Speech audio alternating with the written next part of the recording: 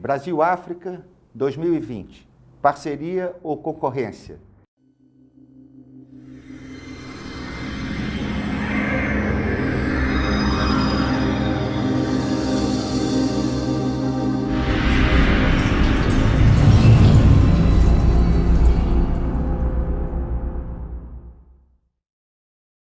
Essa é uma questão muito interessante, ela é muito do momento, porque exatamente agora nós estamos no começo de um movimento de aproximação entre o Brasil e o continente africano, que muita gente pode se perguntar, mas por quê? Por que o Brasil abre tantas embaixadas em países africanos, já temos 37, por que tantos países africanos têm embaixada em Brasília, já são 34, e ainda vamos abrir mais uma embaixada agora no Malawi. O que nós temos que ver, não só com Malawi, mas com a África? Precisamos traçar e entender qual pode ser o melhor roteiro para o Brasil e por que é importante o Brasil estar nesse roteiro da África. Temos na memória histórica e cultural, sociológica brasileira, sempre a visão do espelho retrovisor. Não é? A história da África, dos africanos que vieram forçadamente para o Brasil, sempre uma história nem sempre muito positiva, mas o resultado, quer dizer, ela não foi boa no passado, mas o resultado foi muito bom para o Brasil. Se o Brasil hoje é o que é, um país com um dos poucos países, eu diria, realmente com a possibilidade de avançar em direção a um futuro mais próspero, mais rico, é por conta dessa mescla cultural, racial. Não é? Hoje o Brasil, quando a gente vê hoje, por exemplo, essas questões que afetam a Europa, Estados Unidos, no fundo, eles estão enfrentando, vamos dizer, dificuldades de interação com outras sociedades e outras culturas, que nós no Brasil, já por bem ou por mal, enfrentamos no século XVIII, no século XIX, e chegamos no século XX, temos aí todos esses programas que complementam a inserção social, vamos dizer, das camadas que ficaram um pouco afastadas ou muito afastadas do desenvolvimento, e isso tem a ver, que é o mais interessante, com o que nós temos a lidar com a África. Não é? Então, não é mais, eu acho, a filosofia de olhar para trás, o muro das lamentações dos erros do passado. Nós temos que olhar para frente. Brasil, como eu digo, tem, pela própria história, pelo potencial econômico, pelo trabalho dos brasileiros e brasileiras, quer dizer, um grande caminho pela frente. E a África tem também, quer dizer, hoje está completando a União Africana, que sucedeu à organização da União Africana, acaba de completar 50 anos. Isso quer dizer o seguinte, os países africanos agora têm 50 anos de vida independente. Frequentam o noticiário com lutas, com dificuldades, crises, mas nós temos que ver o seguinte, a maioria desses países, ela não se formou ao longo de séculos, como é o caso do Brasil e de outros países aqui na América Latina e nas Américas de modo geral. As fronteiras e as sociedades, vamos dizer, contemporâneas, os países africanos, foram desenhados com régua e compasso, quer dizer, isso no começo, fim do século XIX, começo do século XX, né, eles foram, vamos dizer, desenhados artificialmente, culturas foram cortadas, sociedades e, vamos dizer, adversárias foram unidas no mesmo país. Por que eu digo isso? Porque é importante a gente entender, quando vê o noticiário no Mali, o norte contra o sul, as brigas em outros países, aí, quer dizer, a primeira percepção é a seguinte, trata-se de uma área muito perigosa. Eu vejo de outra maneira, né? Os países africanos foram construídos artificialmente, não é? Você tem países com potencial enorme, por exemplo, como a Nigéria, um país com 170 milhões de habitantes, petróleo, quer dizer, ninguém tem ideia, o Brasil importa 8 bilhões de dólares de petróleo anualmente da Nigéria, exportamos 1 bilhão. Isso só para dizer o seguinte, há potencial de cooperação, de comércio.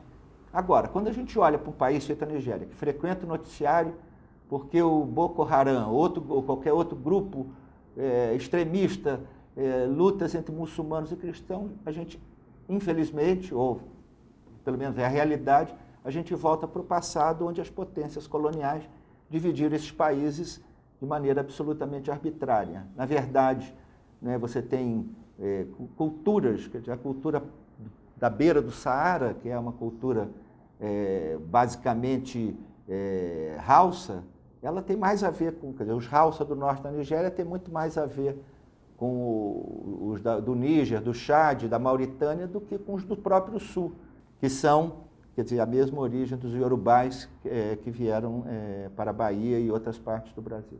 Mas voltemos agora ao tema principal. Isso tudo foi uma espécie de introdução para se entender, quer dizer, tirar, quer dizer, eu não vejo nessa confusão, entre aspas, que transmite o noticiário normalmente, quando trata de África, encrencas no Congo, o presidente de um país A ou B se eternizou no poder, eleições múltiplas. Aliás, não seria uma novidade, porque a gente vê isso aqui também na América Latina com alguma frequência. Mas, para dizer, quer dizer, a minha impressão é o seguinte: a África está num ponto em que os ajustes pós-independência, né, onde alguns países foram deixados na transição para a independência numa situação, vamos dizer assim, encaminhada para o desenvolvimento. Outros foram simplesmente abandonados pelas potências coloniais e tiveram que seguir um caminho muito mais difícil. Agora, com 50 anos de independência, o que você vê é que a democracia se consolida, não é? As práticas macroeconômicas, não é? Que saem do caos original, em muitos casos, e seguem, quer dizer, você tem políticas.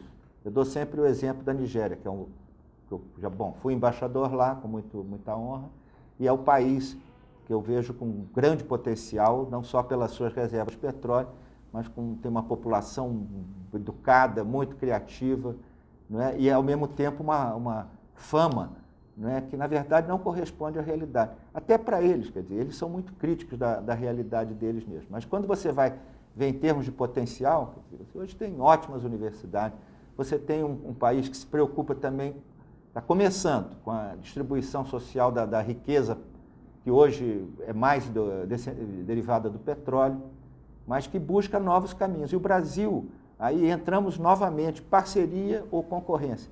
Eu acho que, no momento, é plena parceria. Aí podemos dizer, mas no futuro será concorrência? Não. Eu acho que essa parceria, ela não vai ser uma parceria do tipo das relações que haviam no passado, que eram meramente de uma exploração. Você hoje não vai para um país explorar, você vai participar, você vai pela empresa, pelas fazendas, até mesmo pelo comércio. Quer dizer, o que você busca são parcerias prolongadas, relações que se estendam ao longo dos anos, das décadas, quem sabe até dos séculos. Agora, em maio de 2013, a CNI organizou um seminário muito interessante, Brasil e África, Relações Brasil e África, a nova fronteira do capitalismo global. E esse é um ponto que eu tenho batido muito, que a gente tem discutido no Fórum do Futuro, que é a África como a última região, quer dizer, ela foi a última região no século XIX a ser incorporada no mapa. Se você olhar no final do século XIX, 1870, você ainda vai ter muitas áreas como escrito terra incógnita.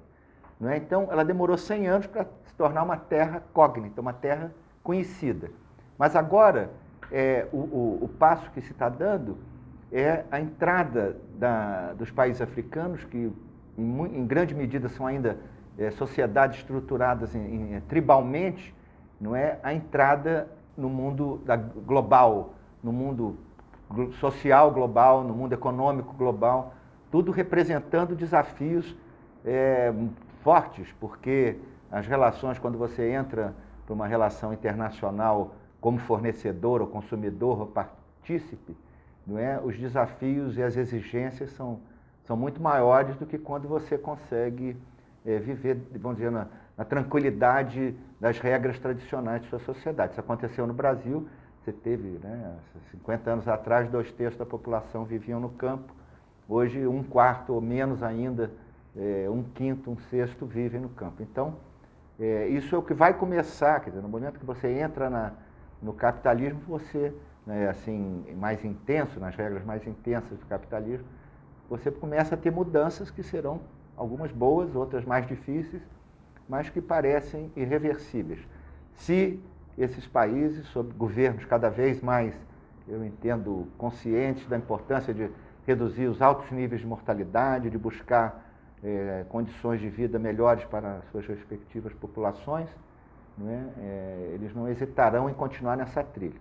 Obviamente, você registra também no noticiário tensões, né? Na verdade, os países que chegaram lá primeiro, muitos deles as antigas potências coloniais, que depois dominaram e a presença, vamos dizer, marcaram a presença por intermédio de suas empresas, começam a ver concorrentes novos e vêm com preocupação. Quer dizer, há um grande noticiário sobre a investida da China nos países africanos, comprando petróleo, participando da agricultura, produzindo, né, em joint venture. Agora, o que é engraçado é o seguinte, nada mais fazem as empresas chinesas do que fazem as empresas americanas, europeias, não é? E nessas novas parcerias surge também outros países, como o Brasil, a Índia também, mas vamos nos focar no caso brasileiro. Né? No Brasil, a gente politicamente, para não falar do passado, que já nos referimos antes, dos outros séculos, né? Vamos ficar no século XX, né? E chegar até o XXI, onde nossa primeira aproximação foi o reconhecimento político da independência dos países africanos e o início de cooperação gradual, em particular com o mais forte, com os países de língua portuguesa, mas tivemos também casos muito interessantes, como o próprio caso nigeriano, onde uma conjunção de fatores levou a uma forte presença do empresariado brasileiro na Nigéria, que foi por volta do fim da década de 70 e começo de 80, quando nós chegamos a ter 60 empresas brasileiras de várias áreas sob a liderança de uma trading, que foi a Cotia Trading, não é? Com jovens empresários, como hoje diretor da Fiesp, Roberto Gianetti da Fonseca, que aceitaram o desafio. Né? Naquela época, os jovens brasileiros aceitavam, me parece, com mais facilidade esse tipo de aventura e desafio de ir para lugares, entre aspas, difíceis para buscar oportunidade. E a verdade é que em 5 anos nós estávamos com voos diretos da Varig, do Brasil para Lagos, exportando carne, produzindo lá energia elétrica, serviço, e de repente, vamos dizer, numa ciclotimia política lá, os brasileiros todos saíram e tomaram um verdadeiro horror do risco da Nigéria, não é?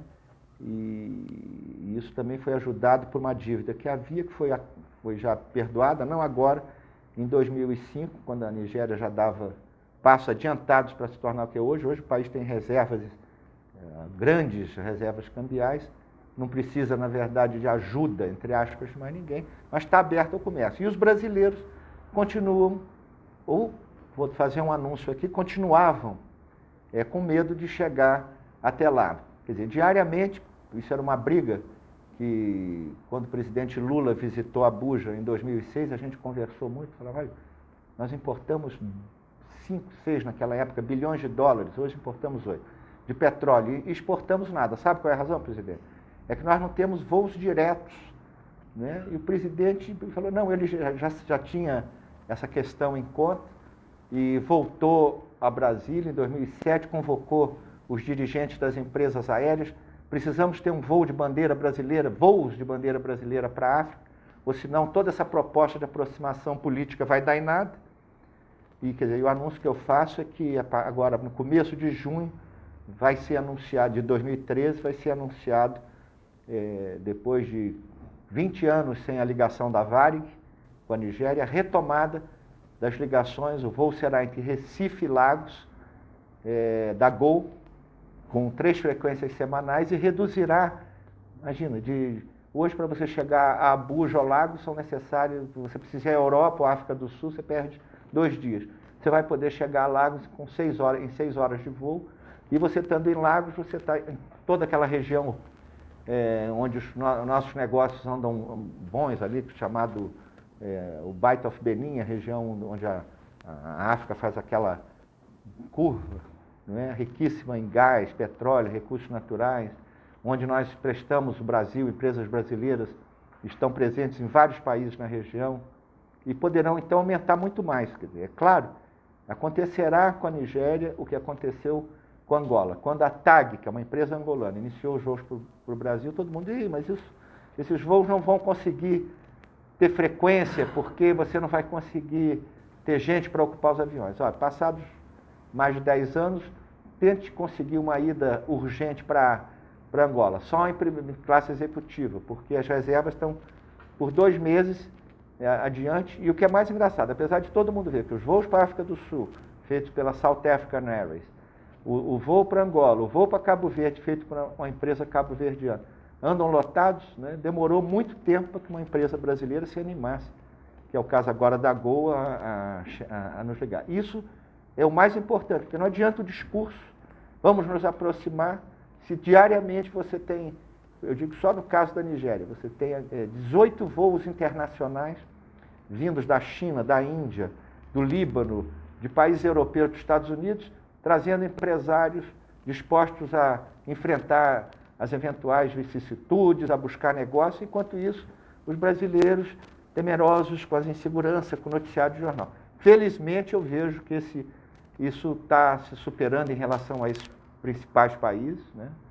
E que se a gente se anime também a entrar nos países, né? Porque é um certo conforto, quer dizer, é importante você estar presente em Angola, em Moçambique, país onde se fala português, mas não se pode, quer dizer, um país que almeja, não é, ascender uma situação de potência média que seja, a não estar presente nesses grandes países.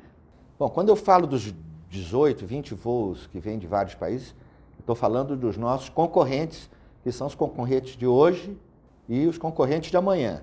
Não é? Quando a gente ouve dizer que tem um voo, por exemplo, de Beirute para uma cidade chamada Kano, as pessoas dizem, mas e daí?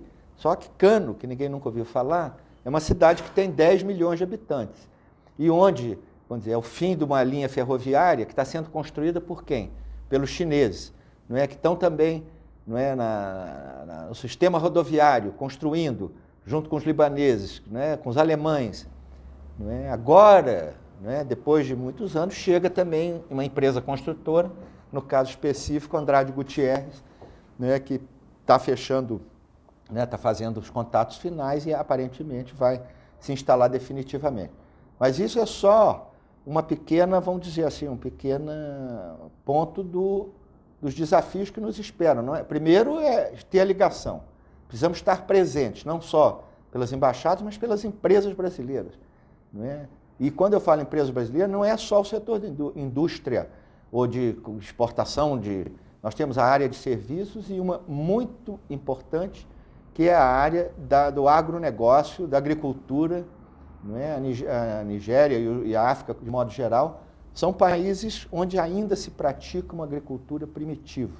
Não é? Até a definição mesmo da propriedade rural, ela é definida muitas vezes pelos grupos tribais. Não é? Você tem, no caso da Nigéria, um fenômeno que é muito interessante para qualquer pessoa que vá do Brasil, você não tem cercas. Não é? Aí você vai dizer, pô, parece no mundo ocidental o período medieval, onde quem era? Era o grande senhor feudal que definia quem plantava onde. Isso ainda existe, lógico, não estamos no período feudal, mas os grupos, eles já perceberam o seguinte, não adianta ter as terras com uma população crescente, é o continente que tem as maiores taxas de crescimento populacional, não é? Enquanto o resto do mundo já começa a entrar, vamos dizer, num certo desaquecimento nas taxas de crescimento, a África continua crescendo e já passou de 1 bilhão de habitantes, não é? Daqui a pouco se aproxima da população chinesa, não é? 1,5 bilhão. Então, isso é uma questão, população, que é oportunidade. Não é? Afaste-se aquela questão do temor, ou explosão, não.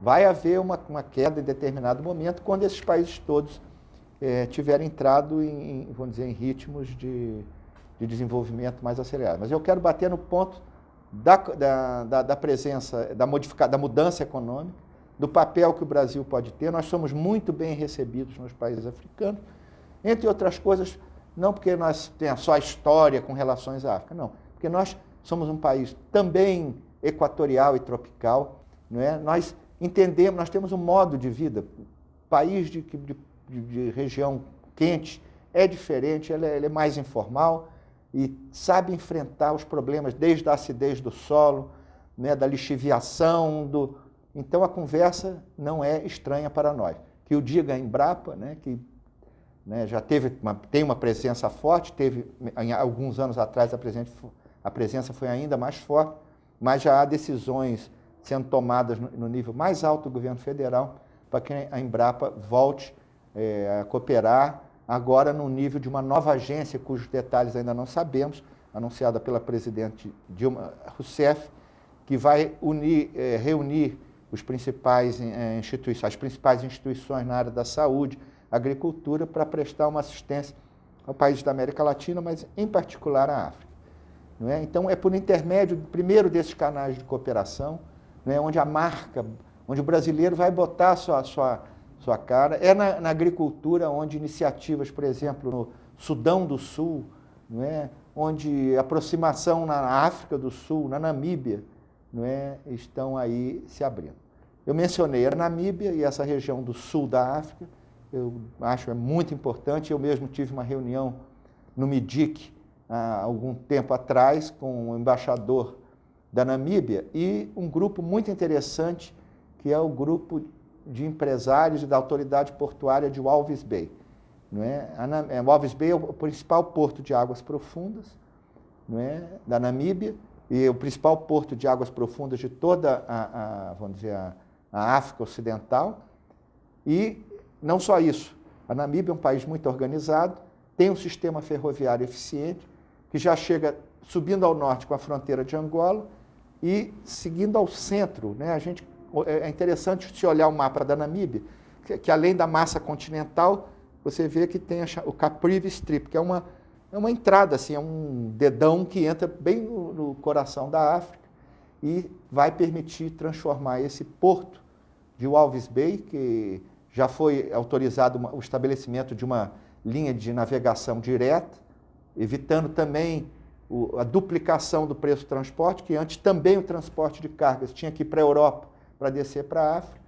E de lá você entra num sistema de multimodal, vamos chamar assim, né? Quer dizer, a África, que a gente associa dificuldades, está instalando um sistema moderníssimo que vai levar, quer dizer, tanto o Brasil pode usar o Porto de Walvis, primeiro para o sistema de transporte, depois para ter uma espécie de um entreposto comercial, não é? E depois usar o sistema para chegar a países como a Zâmbia, o sul do Congo, a região de Katanga, Zimbábue, não é? E, de certa maneira, fazendo, vamos dizer, combinando com o esforço que vem sentindo contrário, inclusive com empresas brasileiras, que estão interiorizando as linhas ferroviárias a partir de Moçambique. Então, dentro de mais um tempo, talvez sob vamos dizer, a tutela, o comando, o sucesso das empresas brasileiras, porque a OAS está presente na Namíbia, a gente pode ter, quem sabe, um corredor bioceânico, não é? O que permitiria, quer dizer, daria uma vantagem extraordinária ao Brasil. Não é? Agora, o MIDIC, como tivemos lá numa longa reunião, vai estar levando os embaixadores dos países do sul, da região sul-africana, para uma reunião no Sinduscom, em São Paulo, começo de junho de 2013, e depois vai organizar uma grande missão, não dessas missões excessivamente grandes e variadas, onde você tem um contato com o empresário, dura um dia e vai embora. Não, será uma missão mais prolongada, buscando entendimentos efetivos sob a coordenação das construtoras maiores que já estão presentes, das mineradoras que estão já vendo, não é? Você tem se o potencial mineral brasileiro é muito grande, o potencial de mineração nos países africanos é desconhecido, mas os primeiros levantamentos de satélite e tal indicam uma variedade e riqueza que as mineradoras brasileiras também poderão, né, participar desse esforço de exploração. Na questão, por exemplo, da cooperação e do investimento na área de agricultura e pecuária, mencionamos o papel da Embrapa, que é importante para essa transferência, vamos dizer assim, de tecnologia e que apenas, vamos dizer, antecipa e complementa, eu acho, a presença do empresariado brasileiro. Não é? Quando a gente se lembra o esforço, não é?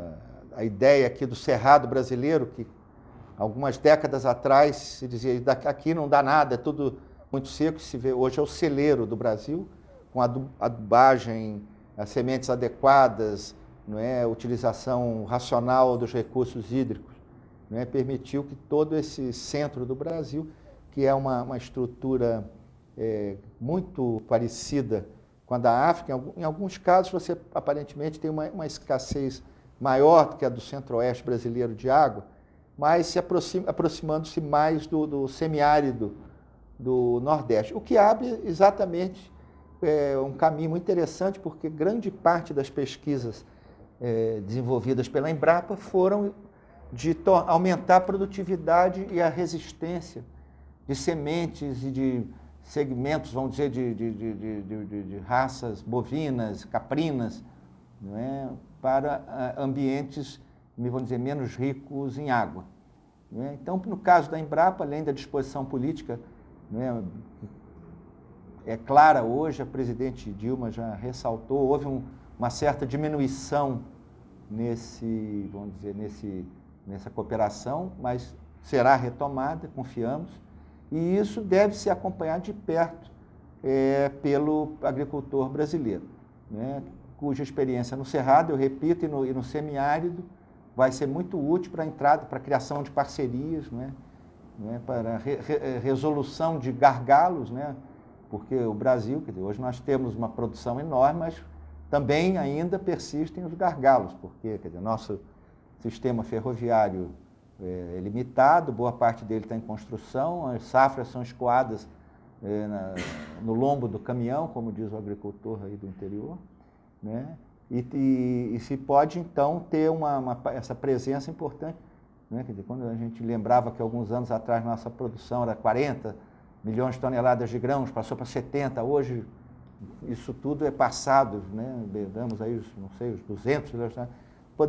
A África representa uma nova fronteira agrícola. Evidentemente, todas aquelas questões da questão da terra, você tem que criar incentivos, você tem que verificar a questão da infraestrutura básica, quer dizer, você tem em alguns cantos, quer dizer, nas regiões da África, do sul da África, já existem algumas, outras, quer dizer, poderão ser implementadas, e a gente se lembra aí agora, na recente visita da presidente Dilma a Addis Abeba para os 50 anos da União Europeia, né, foi anunciado, quer dizer, na verdade já tinha sido anunciado, foi lembrado a existência de projeto de desenvolvimento do Banco da União Africana, do Banco de Desenvolvimento Africano, de recursos bastante grandes. Eu tenho esse dado aqui, são mais de 70 bilhões de dólares, não é tanto assim, mas suficiente para criar as infraestruturas de transporte básico, né, que ele chama a mobilidade. É o PIDA, o nome desse programa, e ele, quer dizer, visa exatamente permitir que certas iniciativas novas, por exemplo, a abertura para o agricultor brasileiro do Vale do Malawi, quem que imaginaria isso alguns anos atrás? Falar que nós teríamos interesse no Vale do Malawi, e é essa a riqueza do Vale, potencial do Vale do Malawi, é que está levando, entre outras coisas, também, além de outros interesses políticos, a que o Brasil abra uma embaixada em Lilongwe, capital do Malawi. Bom, essa é o quadro geral, né, as linhas que eu vejo agora, com essa visão agora do presente.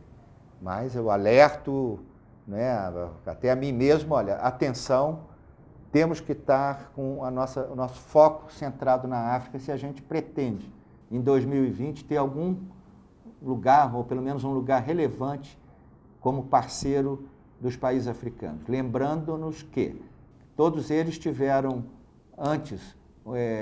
sob a tutela de um país europeu, em geral, não é, que continua a exercer influência sobre, né, você vê a África francesa, né, quer dizer, continuam orgulhosos de terem esse vínculo e, obviamente, dão às empresas desses países que foram, vamos dizer, as cabeças, né, das colônias, uma atenção especial.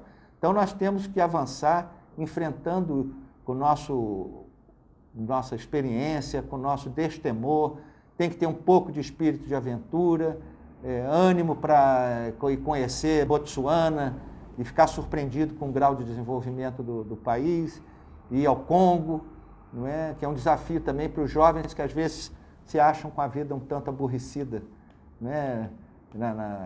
No nosso mundo de hoje. Olha, há muito o que fazer, o empresariado chega, onde você chega, às vezes fica sabendo das notícias de mineradoras que estão presentes. Na hora que você vai agora, por exemplo, eu estive na Namíbia, fui até a fronteira de Angola dirigindo um carro, aí na loja onde eu fui alugar o carro, não, teve aqui o pessoal de uma mineradora brasileira que está prospectando aqui também no noroeste, no nordeste da Namíbia. Quer dizer, então, a presença, ela é um pouco, quer dizer, obviamente, cada empresa faz a sua iniciativa. Em alguns casos, nós temos organizações, como as entidades empresariais e de brasileiros em Angola e Moçambique, mas nós temos que marcar presença institucionalmente, governamentalmente, já estamos marcando, as grandes instituições, a Confederação Nacional da Agricultura, onde a senadora Cátia Abreu, mais de uma vez, já me assegurou que o Senar vai participar também em treinamento, que isso também é fundamental, principalmente para essa área da agricultura e da pecuária, não é? Para preparar uma geração inteira para enfrentar o desafio da modernização agrícola. Bom, então se pretendemos então chegar daqui a 20 anos, já no primeiro quarto do nosso século XXI, numa posição de relevância na África, eu acredito que boa parte dessa relevância poderá ser alcançada no setor primário, de processamento de alimentos, não é? A área que cada vez mais será de relevância, não só pelo aumento da população africana. A população mundial tende a chegar a uma mesa por volta de 2040, 2050. A população africana continuará crescendo e não só isso. Temos uma demanda assegurada pela melhor condição econômica desses países e da população desses países, que passarão a se alimentar de maneira mais diversificada. Então, essa é a minha visão. Estimulo a que nos acompanhem. Nós aqui do Fórum do Futuro temos exatamente os olhos voltados para esse grande continente à nossa frente, né? E que ainda está tão pequena marca da nossa presença. Vamos tratar de aumentá-la, então. Obrigado.